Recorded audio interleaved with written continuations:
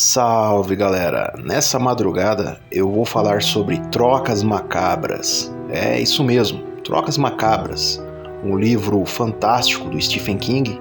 Eu falei que ia trazer recomendações de livros aqui no canal e hoje vocês vão conhecer uma obra fantástica. Nesse livro, o Stephen King explora o medo e o lado podre materialista das pessoas e ele mostra sobre como é fácil colocar as pessoas umas contra as outras. Vamos supor que algum louco do seu bairro, da sua cidade, começasse a fazer perfis falsos de pessoas reais. Ele pegasse lá um cara casado para ficar fazendo cantadinhas para a mulher de um inimigo dessa pessoa.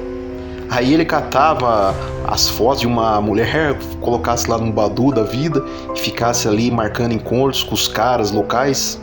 Com certeza isso transformaria a vida das pessoas no inferno. E esse livro é macabro mesmo, porque ele fala sobre isso, mas calma, ele é um ensinamento, uma autodefesa de todas essas desgraças também.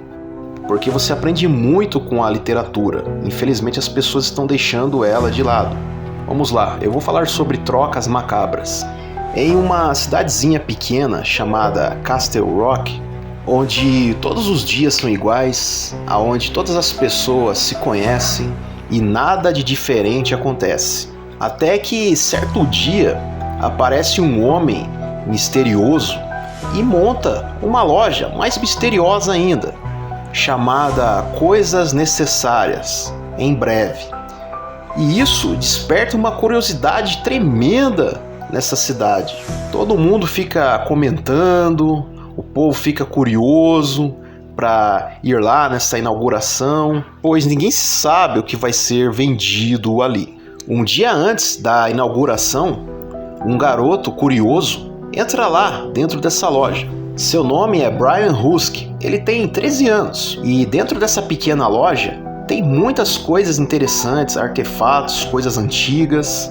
E a coisa que esse mais garoto gosta é de beisebol, pois ele tem um álbum de figurinhas antigas que era do falecido pai, cujo sonho era completar o álbum e faltava uma figurinha muito rara e muito cara. E esse garoto encontra lá. O dono é um velho chamado Gaunt e ele diz para o garoto: pode olhar à vontade e me faça uma oferta, já que você gostou tanto dessa figurinha de colecionador. E o garoto diz: eu não tenho dinheiro para comprar ela, porque ela é muito rara. Eu só tenho $2 e algumas moedas. E o velho fica em silêncio e logo em seguida ele diz: a gente pode negociar se você topar fazer uns favores para mim. O garoto, assustado, pergunta: o que seria esses favores? E o velho diz: pregar peças no pessoal aqui, fazer umas brincadeiras. Se você aceitar, ela é sua. O garoto acha que não é nada demais e acaba aceitando. Tá, tudo bem. E o velho Gaunt diz: quando for a hora certa, eu quero que você suje os lençóis da senhora Margaret para a gente pregar uma simples peça nela, mas você não deve contar isso para ninguém, pois eu estaria observando você. E o garoto assustado responde: tá, tudo bem, eu não vou contar isso para ninguém. E depois o pessoal dessa cidade passa a ir lá conhecer a loja. E dentro dela tem artigos indispensáveis. E para cada cliente, o dono, o Gaunt, tem um objeto que o cliente sempre sonhou em ter, ou algo que já tiveram e trouxe muita felicidade. E as pessoas vão lá comprar e negociar. Tem uma mulher de 30 e poucos anos que compra umas bonecas de porcelana que ela gostava muito, que era um presente da mãe dela, mas o finado marido havia quebrado porque ele era muito agressivo e batia nela, e ela fica fascinada de poder encontrar aquele presente que havia sido dado de sua mãe, e o preço é uma pequena quantia em dinheiro e pregar uma peça, fazer uma brincadeira com algum morador local ali da cidade. Tem um mendigo da cidade que entra lá e lá ele encontra uma jaqueta do colégio e ele passa a relembrar os bons momentos da vida dele, de quando ele era um atleta e as garotas gostavam dele, os colegas da escola, mas ele fracassou na vida, então para ele aqueles momentos eram de ouro. E a jaqueta faz ele relembrar tudo isso. Uma mulher compra uma peça de roupa que era do Elvis Presley e ela passa a sentir desejos, e quando vai dormir passa a sonhar com o rei, ter orgasmos. As pessoas ficam loucas colocando esses bens materiais acima de tudo. Só que elas têm medo também, porque aceitaram pregar uma peça, fazer uma brincadeira com alguém, mas tem aquele jeitinho das pessoas, né? Foda-se, eu falei que vou fazer e não vou. Só que essas pessoas passam a ter pesadelos, e parece que o Sr. Gaut entra na mente delas. Por exemplo, o garoto Rusk, que fez o trato da figurinha, ele passa a ter muitos pesadelos. Aí até que certo dia ele vai lá e suja os lençol de uma mulher chamada Margaret. Tudo parece só uma brincadeira, uma peça, mas tem consequências graves, pois essa senhora acha que foi a vizinha pela qual ela tem um desafeto. Então ela vai lá tirar satisfação e elas acabam brigando. E nessa briga, a Margaret, que teve os lençóis manchados, é esfaqueada. A mulher que comprou as bonecas de porcelana prega uma peça no caminhoneiro lá da cidade, e ele vai e tira satisfação com um cara no bar, que resulta numa briga e numa morte. As pessoas vão se colocando umas contra as outras. Cada brincadeira tem uma repercussão grave. E a cidade, que era pacata e tranquila, vira um inferno. E depois que as pessoas descobriram das repercussões do que fizeram, bate aquele arrependimento, aquele sentimento de tristeza, e querem se desfazer disso, do maldito bem material que elas pegaram desse Sr. Gaut, mas elas são tão materialistas que elas não conseguem se desfazer disso. O garoto, Brian Rusk, ele até tenta desfazer da figurinha por conta da brincadeira dele ter gerado uma morte, só que ele meio que não consegue, ele passa a ter tantos pesadelos que ele acaba se suicidando.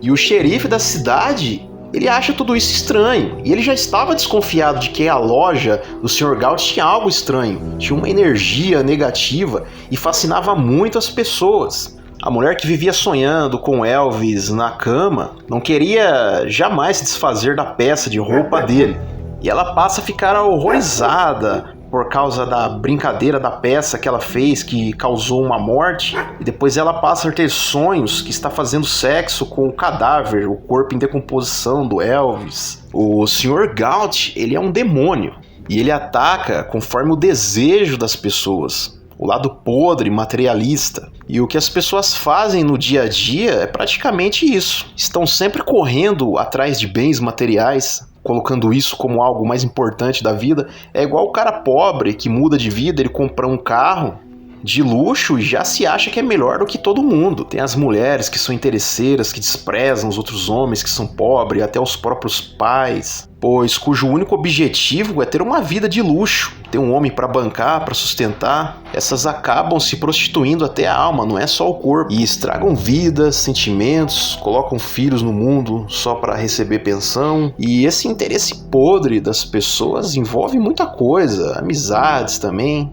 E essas pessoas se vendem de graça. Elas querem conquistar algo através dos outros, porque elas não conseguem conseguir sozinhas. E é nessa que vem a traição, a mentira, a falsidade.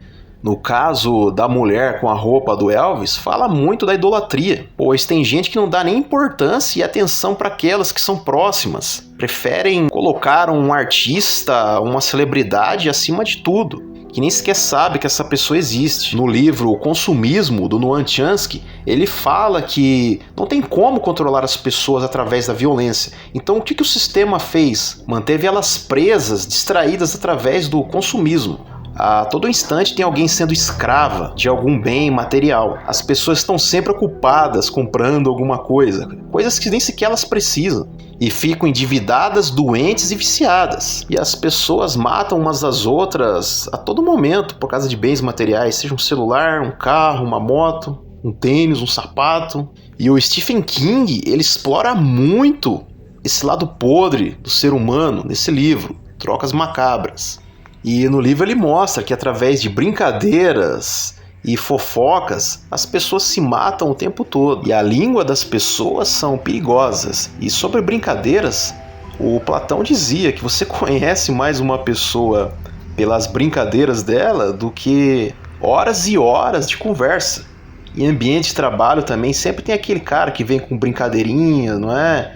que na maioria das vezes são maldosas para querer te diminuir, querer te rebaixar, querer te colocar apelido. Aí se algum sujeito prega uma peça em você e faz com que você ache que é algum desafeto seu, e você vai lá tirar a satisfação da briga, da confusão, não é? Esse livro, ele é genial e ele explora tudo isso.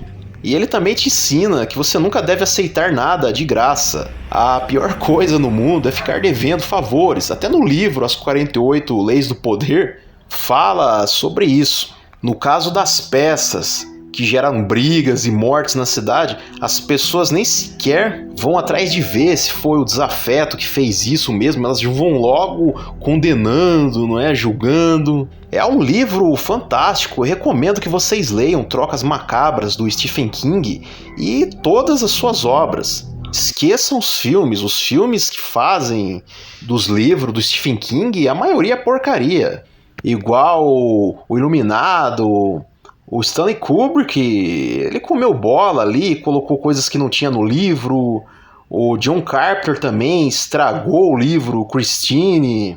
Os filmes são legais até, não tô falando que eles são ruins, mas o livro vai muito mais além. E os caras distorceram tudo, essa é a bem da verdade. Se você pegar o livro Iluminado e Christine, vocês vão ver que os filmes fugiram muito do contexto dos livros. E sobre esse livro que eu recomendei aqui, o Trocas Macabras, eu não falei muito sobre ele, tem muito mais coisa.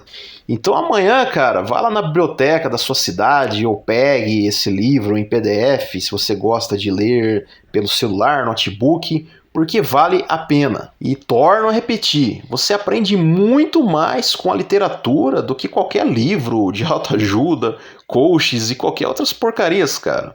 O verdadeiro ensinamento está na literatura. Não se trata só de contos, histórias. É muito mais complexo. Beleza, galera? Até um próximo vídeo. Se vocês curtiram esse formato aqui, eu faço uma vez por semana, recomendando livros aqui no canal. Beleza, galera? Até um próximo vídeo.